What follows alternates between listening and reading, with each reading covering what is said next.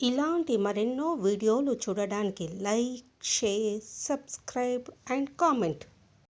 ఈరోజు ఈ వీడియోలో 2025 సంవత్సరంలో పుష్యమాసము శుక్లపక్షంలో వచ్చే ముక్కోటి ఏకాదశి లేదా వైకుంఠ ఏకాదశి ప్రారంభము మరియు ముగింపు తేదీల గురించి, ఉపవాస విరమణ ఏ రోజున ఏ సమయానికి చెయ్యాలి, తిరుమల వైకుంఠ ద్వార దర్శనము ఎప్పటి వరకు, శ్రీరంగంలో వైకుంఠ ఉత్సవాలు ఎన్ని రోజుల పాటు జరుగుతాయి, వైకుంఠ ఏకాదశి వ్రత కథ గురించి తెలుసుకుందాము.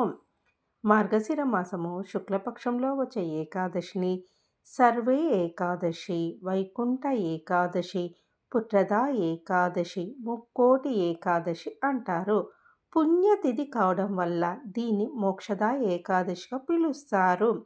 ఇది సూర్యుడు ఉత్తరాయణంలోకి ప్రవేశించడానికి ముందు వచ్చే ఏకాదశి. చింతామణి వలె సమస్త కోరికలను తీర్చే, పాపాలను హరించి మోక్షాన్ని ప్రసాదించే రోజు కావడంతో దీన్ని మోక్షదా ఏకాదశి అని కూడా అంటారు. మహావిష్ణువు గరుడ వాహనుడై 3 కోట్ల మంది ముక్కోటి దేవతలతో కలిసి భూలోకానికి దిగివచ్చి భక్తులకు దర్శనం ఇస్తారు కనుక దీనికి ముక్కోటి ఏకాదశి అని పేరు వచ్చినట్లు అష్టాదశ పురాణాలు పేర్కొంటున్నాయి. ఈ ఏకాదశి రోజున ఉత్తర ద్వారం నుంచి స్వామివారిని దర్శించుకుంటే జన్మల పాపాలు తొలగిపోయి పుణ్యలోకాలు ప్రాప్తిస్తాయని ప్రతీతి. అంతేకాకుండా వైకుంఠ ఏకాదశి లేదా ముక్కోటి ఏకాదశి రోజు శ్రీ మహావిష్ణువు దర్శనం తర్వాత స్వామివారికి పూజ చేసి ఉపవాసం ఆచరిస్తే అఖండ ఐశ్వర్యం సిద్ధిస్తుంది. 2025 సంవత్సరంలో వైకుంఠ ఏకాదశి డిసెంబర్ 30వ తేదీన వచ్చి 31వ తేదీ వరకు ఉంటుంది. శ్రీ విశ్వావసు నామ సంవత్సరము, పుష్యమాసము, హేమంత ఋతువు, దక్షిణాయనము. ఏకాదశి తిథి ప్రారంభము 30వ తేదీ డిసెంబర్ 2025 మంగళవారం ఉదయం 7:51 ప్రారంభమై 31వ తేదీ డిసెంబర్ 2025 బుధవారం ఉదయం 5:01 వరకు ఏకాదశి తిథి ముగుస్తుంది. పారణ సమయము 31వ తేదీ డిసెంబర్ 2025 బుధవారం మధ్యాహ్నము 1:33 నుండి 3:40 వరకు. వైకుంఠ ఏకాదశి రోజే పాలకడ నుంచి అమృతం పుట్టిందని, అంతేకాకుండా మహాభారత యుద్ధంలో శ్రీకృష్ణుడు భగవద్గీతను అర్జునుడికి ఈ ముక్కోటి ఏకాదశి రోజునే ఉపదేశించాడని కూడా భక్తుల విశ్వాసము. ముక్కోటి ఏకాదశి రోజు శ్రీ మహావిష్ణువును భక్తి శ్రద్ధలతో నియమ నిష్టలతో పూజ చేసిన వారికి పుణ్యఫలంతో పాటు కార్యసిద్ధి కలుగుతుంది. అంతేకాకుండా ఈ వైకుంఠ ఏకాదశి రోజున వ్రతం ఆచరించే వారికి మరో జన్మంటూ ఉండదని కూడా మన పురాణాలు చెప్తున్నాయి. ఈ ముక్కోటి ఏకాదశి రోజు ఆచరించే విష్ణు పూజ, గీతా పారాయణము, గోవింద నామస్మరణ మరియు పురాణ శ్రవణము మోక్షప్రాప్తి కలిగిస్తాయి. ఇవన్నీ చేయలేకపోయినాను ఓం నమో నారాయణాయ అనే అష్టాక్షరి మంత్రాన్ని 108 సార్లు జపించడం వల్ల చేపట్టిన కార్యాలు దిగ్విజయంగా పూర్తవుతాయి. ఏకాదశి రోజు ఏం చేయాలో తెలుసుకుందాం. వైకుంఠ ఏకాదశి రోజున ప్రతి ఒక్కరూ బ్రహ్మీ ముహూర్తంలో లేచి స్నానాదులు పూర్తి చేసుకోవాలి. భక్తి శ్రద్ధలతో వైష్ణవ ఆలయాలు సందర్శించాలి. ముఖ్యంగా మహావిష్ణువును ఉత్తర ద్వారం ద్వారా దర్శించుకుంటే ఆయన అనుగ్రహంతో పాటు శుభాలు కలుగుతాయి. ఈరోజు విష్ణు సహస్రనామ పారాయణం చేయడం వల్ల సమస్త పాపాలు తొలగి భగవంతుడి అనుగ్రహం కలుగుతుంది.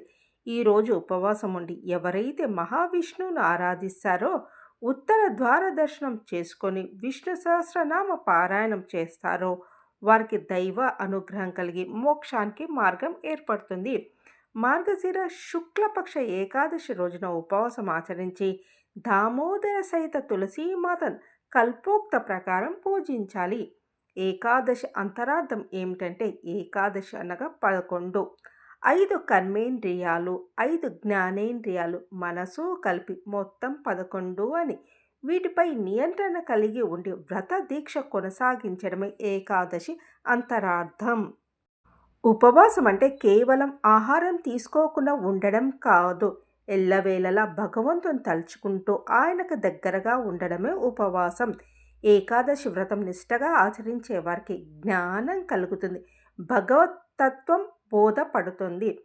ప్రతి నెలలో ఏకాదశి 2 సార్లు వస్తుంది. ఏడాదికి 24 లేదా 26 చొప్పున వస్తాయి. ఏటా వచ్చే వీటిలో ముక్కోటి ఏకాదశి జ్ఞానప్రదమైనది, మోక్షప్రదమైనది, అత్యంత పవిత్రమైనది. ముక్కోటి ఏకాదశి రోజు సత్యనారాయణ స్వామి వ్రతం ఆచరించినట్లయితే విశేష ఫలితం ఉంటుంది. ఏకాదశి తిథి యమప్రీతి, ద్వాదశి తిథి విష్ణుప్రీతి అని శాస్త్రము. భగవద్గీతలో కృష్ణ పరమాత్ముడు వారములలో భానువారము, తిథులలో ఏకాదశి తిథి నేనే అని చెప్పారు. దశమి నాడు ఏకభుక్తము, ఏకాదశి నాడు ఉపవాస జాగరణ, ద్వాదశి నాడు అన్న సమారాధనము మరియు ఏకభుక్తం. ఈ నియమంతో ఏకాదశి వ్రతం చేస్తారని, ఇలా ఏకాదశి వ్రతం ఆచరించిన వాళ్లకు విష్ణు అనుగ్రహం కలిగి జ్ఞానం పొంది మోక్షం వైపు మార్గం ఏర్పడుతుందని పురాణాలు పేర్కొంటున్నాయి. వైకుంఠ ఏకాదశి వ్రత కథ గురించి తెలుసుకుందాము. పూర్వము కృతయుగంలో మురాసురుడు అనే రాక్షసుడు ఉండేవాడు. అతడు బ్రహ్మదేవుని నుంచి వరాలు పొంది దేవతలను, ఋషులను, మానవులను తీవ్రంగా హింసించేవాడు. అతని ఆగడాలను భరించలేక దేవతలందరూ శ్రీ మహావిష్ణువును శరణు కోరారు. దేవతల మొర ఆలకించిన విష్ణువు మురాసురునితో యుద్ధానికి దిగాడు. ఆ యుద్ధము దాదాపు 1000 సంవత్సరాల పాటు సాగింది.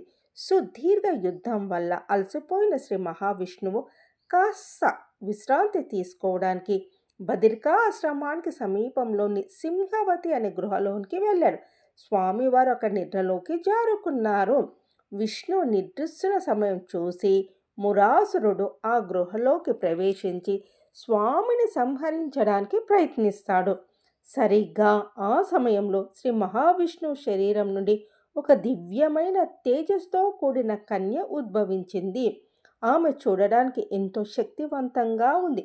ఆమె తన హుంకారంతోనే మురాసురుని భస్మం చేసింది.